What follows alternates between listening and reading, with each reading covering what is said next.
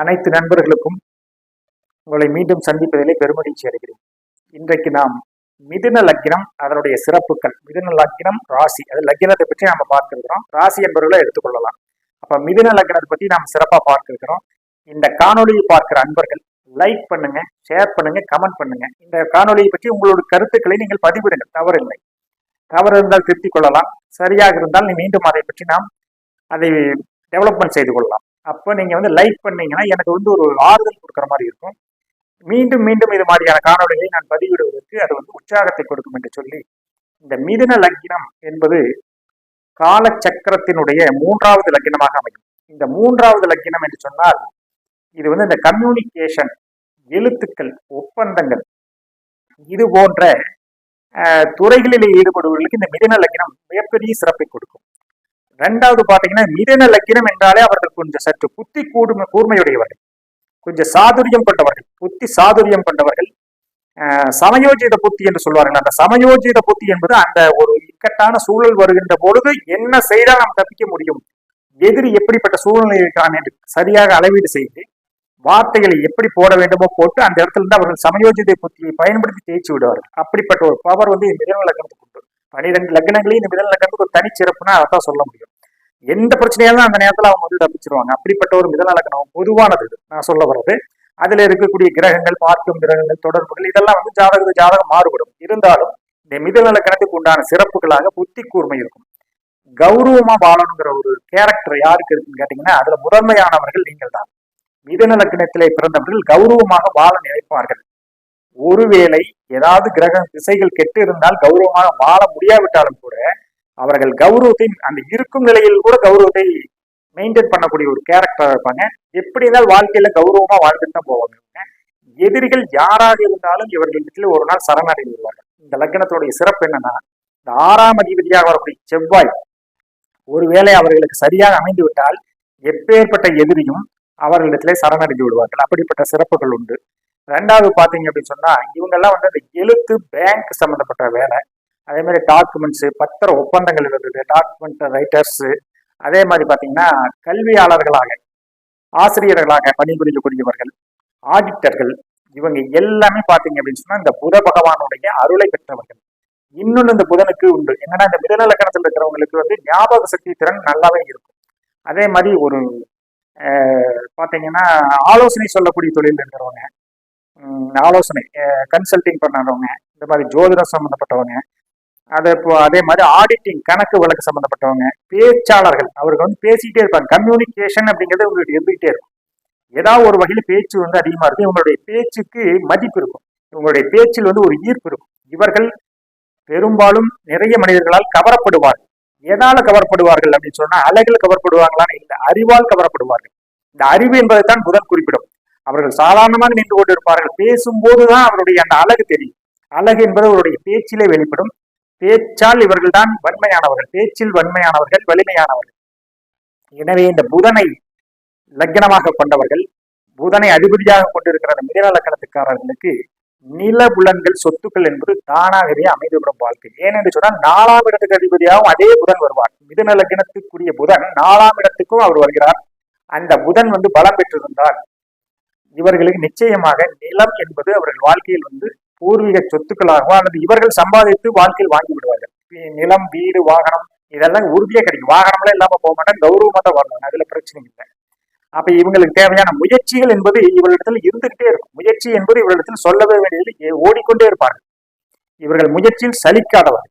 முயற்சி செய்தால் எதையும் சக்சஸ் பண்ண முடியுங்கிற நம்பிக்கை இவர்கள்ட்ட இருக்கும்.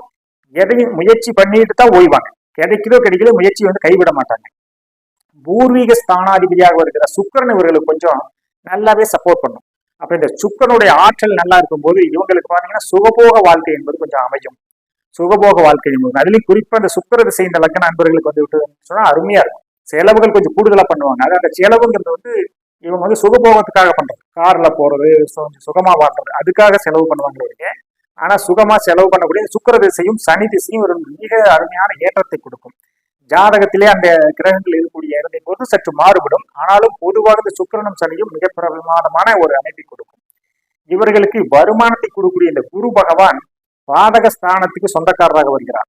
ஆனால் இந்த பாதகஸ்தானத்துக்கு சொந்தக்காரராக வந்தாலும் வருமானம் விஷயத்திலே இவர்களுக்கு வந்து மிகப்பெரிய வருமானத்தை கொடுப்பார் அந்த குரு.